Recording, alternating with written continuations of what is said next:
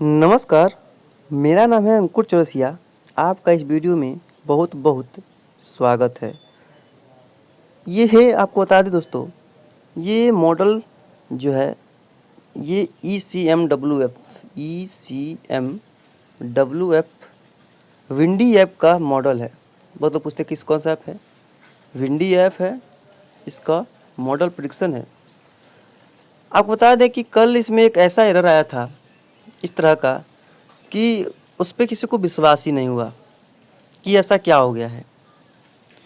अब बहुत से लोगों को क्वेश्चन आने लगा, क्या ये सही है, ऐसा क्या हो सकता है। तो जिस तरह का इसमें दिखाया गया था, इसमें जो मॉडल्स जो है विद रडार जो 22 दिखा रहे थे, जिस तरह की उस तरह की अगर 22 इसमें देखी जाएगी तो वैसा बिल्कुल वैसे सिस्टम जो दिखा रहा था ये मॉडल ECMWF, वैसा अभी तक कोई मॉडल प्रेडिक्शन नहीं दिया है। अभी तक नहीं, ऐसा कोई रिकॉर्ड होगा इतिहास में, ऐसा नहीं हुआ होगा। GFS मॉडल का भी थोड़ा बहुत एरर चल रहा है। अभी पूरे मॉडल कहीं पर भी कंफर्मेशन ही नहीं दे रहे हैं, मतलब कि बहुत अजीबोगरीब स्थितियां बन चुकी हैं। आप मानेंगे नहीं कि जो ECMWF है वो कल का प्रेडिक्शन कुछ और था, आज कुछ और है। GFS का कल कुछ और था और आज कुछ और है। लोग कह रहे हैं ट्रैक बताइए। भाई ट्रैक कैसे बता दें, अभी सिस्टम का इंटेंसिफिकेशन नहीं हुआ है, सिस्टम बना नहीं है, उसकी इंटेंसिटी कितना होगा वो नहीं पता है, तो रास्ता कैसे कोई बता देगा जब मॉडल एकजुट नहीं है। कल ही हुआ ये था कि ये जो ECMWF मॉडल था तो वो दिखाया था कि एक तूफान यहाँ पर बनेगा, एक तूफान यहाँ पर बनेगा और एक तूफान यहाँ पर बनेगा। आप सोचिए, यानी कि तीन साइक्लोन, 2 अरब सागर, दोनों सिस्टम, यहाँ पर CS, यहाँ पर CS, यहाँ पर CS। ये कैसे हो सकता है भाई? मतलब मजाक चल रहा है, कॉमेडी कर रहे हैं सब। मतलब तीन चक्रवात, मतलब 1 अरब सागर में 2 साइक्लोन, बंगाल खाड़ी में 1 साइक्लोन, 3 साइक्लोन। अरे 1 साइक्लोन यहाँ पर बना देता, कम से कम ये भी चार्ट हो जाता। ला ऐसे ही, मतलब फिर एक यहाँ बना देता तो चलता कि ला ये मतलब ग्रुप ही बन जाते पूरा साइक्लोन की। मतलब कल स्थिति ऐसी थी कि मतलब क्या ही होता है। तो चलिए देखते हैं कि अब क्या बता रहा है। अब इसमें कुछ सुधार आया है और उसके बाद मॉडल में कुछ बदलाव देखने को मिले हैं। ये देखिए, ऐसा नहीं हो सकता कभी भी इन दोनों क्षेत्रों में एक ही साइक्लोन बन सकते हैं, क्योंकि जब जानते ही हैं कि जब साइक्लोन चक्रवात बनते हैं तो लगभग कई किलोमीटर, कई हज़ार किलोमीटर की हवाओं को अपनी तरफ खींचते हैं। तो 2 नहीं बन सकते, हाँ एक बन सकता है, मजबूत होगा, और एक यहाँ पर अगर बनेगा तो कमज़ोर एक डिप्रेशन के रूप में बन सकता है। और जब ये ख़त्म हो जाएगा तब ये इंटेंसिफाई होगा। यानी कि एक साथ 2 साइक्लोन नहीं बन सकते, तो 3 तो बहुत दूर की बात है। ये देखते हैं कि जेफस मॉडल क्या दिखाता है। तो देखिए जेफस मॉडल दिखा रहा है कि अब जा करके कि यहाँ पर एक सिस्टम डेवलप हो रहा है और ये थोड़ा सा और आगे बढ़ेगा और आगे बढ़ेगा। और देखिए यहाँ पर भी जो सिस्टम है वो दिखाई न दे रहा है आपको। और आगे बढ़ते हैं, विंडी के और आगे बढ़ते हैं। देखिए ये देखिए दिखा रहा है, ये जा रहा है ओमान की तरफ। देखिए इधर मतलब ओमान की तरफ ले जा रहा है, लेकिन ऐसा बिल्कुल नहीं है। अभी इसका ट्रैक कोई भी क्लियर आप नहीं कर सकते। इसका ट्रैक जो है वो क्लियर नहीं है। और देखिए इसमें हवा करता क्या है, देखते हैं थोड़ा सा। ये देखिए 242, मतलब कि कुछ भी। कल यहाँ पर अभी जो है कुछ भी नहीं था। देखिए 250, 251, यानी कि सुपर साइक्लोन की कैटेगरी है भाई ये। अगर ऐसा बनता है तो पहली बार अरब सागर एक सुपर साइक्लोन यानी कि महा तूफान देने की तैयारी में दिख रहा है। मतलब कि इतनी भयानक स्थिति में हवाएं चल रही हैं इसमें कि ये तो सुपर साइक्लोन की स्थिति है और ये काफ़ी ज़्यादा प्रभावशाली चक्रवात लग रहा है। देख पा रहेंगे आपको यहाँ पर स्थिति कितनी ज़्यादा गंभीर नज़र आ रही है। यानी कि यहाँ पर सुपर साइक्लोन की स्थिति काफ़ी गंभीर बनी हुई है और यहाँ पर स्थितियाँ बेटर से लेकर के काफ़ी ख़राब स्थिति तक पहुँच सकती है। तो यहाँ पर देखिए, और ये जो यहाँ पर लैंडफॉल दिखा रहा है ओमान और यमन की तरफ, तो फिर पाकिस्तान की तरफ। लेकिन ऐसा बिल्कुल भी नहीं है, अभी इसका कोई भी क्लियर रास्ता किसी को पता नहीं है, क्योंकि भी इसका इतना इंटेंसिफिकेशन होगा इसके बारे में भी पता नहीं है कि इतना मजबूत ये होगा भी। चलिए अब इसको तो ECMWF यहाँ पर हो गया। अब थोड़ा सा बात कर लेते हैं GFS का। GFS क्या कह रहा है इस बारे में।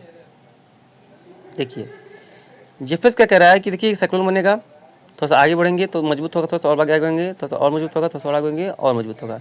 उसके बाद ये जा करके अरब सागर के इस सभी क्षेत्रों में ही डिस्चार्ज हो जाएगा, यानी ख़त्म हो जाएगा। देखिए यानी कि ख़त्म।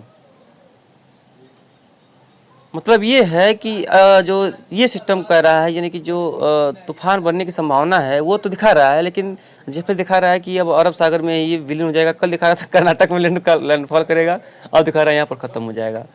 मतलब कि दोनों सिस्टम अभी एकदम बिल्कुल कन्फ्यूज चल रहे हैं। इनमें कोई भी अभी वो इनके जो कंक्लूजन है वो निकल के सामने नहीं आ रही है कि कहाँ पर और किस तरह से कैसे जाने वाला है। तो ये तो स्थिति है या इस सभी क्षेत्रों की, ये माहौल है यहाँ पर बन रहा है। तो बताइए कैसे कोई क्या कर सकता है, कैसे कोई ट्रैक बताएगा। चलिए बताते हैं मानसूनी हवाओं के बारे में कुछ कि ACMW मॉडल क्या कर रहा है मानसूनी हवाओं के बारे में। तो इसे अगर विंड हम देखेंगे तो यहाँ पर जो मानसूनी हवाएं हैं 650 के 800 के आसपास देखेंगे हेक्टेयर पे। तो यहाँ पर देखिए हवाओं की जो रफ्तार है वो जो अभी देखिए लगभग मानसून यहाँ तक दस्तक दे चुका है, यानी कि यहाँ तक हवाएं जो है वो आज श्रीलंका तक पहुँच के थोड़ा सा और आगे बढ़ सकती हैं मानसूनी हवाएं। लेकिन अभी केरल पहुँचने में इसके 4 तारीख के आसपास की समय देखने को मिल सकता है। देखिए 4 तारीख के आसपास देखिए अभी केरल नहीं पहुँच रही हैं और उसके बाद केरल पहुँचने की संभावना इसकी दिखाई दे रही है। और एक बार देखिए ये देखिए साइक्लोन है, ये सुपर साइक्लोन जिसे हमने बताया उस तरह का माहौल है और स्थितियां गंभीर बन रही हैं।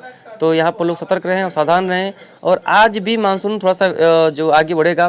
कल यानी कि 1 जून को मानसून की जो रेखा है वो यहाँ से होते हुए अरब सागर से होते हुए, यानी कि ये अरब सागर से निकली थी और यहाँ से होते हुए यहाँ पर ये पहुँच चुकी है।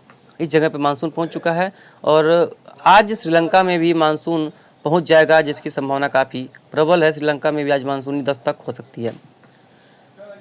तो साइक्लोन के अपडेट जैसे कि हमने पहले बताया कि एक अरब सागर में सिस्टम बनेगा, ये तो कंफर्म है। अभी यहाँ पर बनेगा या यहाँ पर बनेगा यह अभी कंफर्म नहीं है, लेकिन इतना दूर में ही कहीं पर इसके बनने की संभावना दिखाई दे रही है। और इस साइड में अगर आप सोच रहे हैं कि बनेगा तो इस साइड में ये तूफान नहीं बनेगा, नो चांसेस ऑफ साइक्लोन।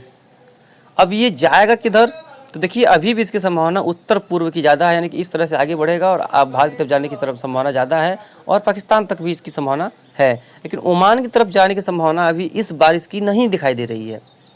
और जो बंगाल खाड़ी सिस्टम बनेगा उसका जो प्रभाव है वो इन क्षेत्रों में ही ज़्यादा रहने की संभावना दिखाई दे रही है, यानी कि पूर्व राज्यों तक ही ये सीमित रहेगा। जो क्योंकि मानसून आगे जब बढ़ेगा तभी ये सिस्टम जो होते हैं वो मानसून के साथ साथ आगे बढ़ते हैं।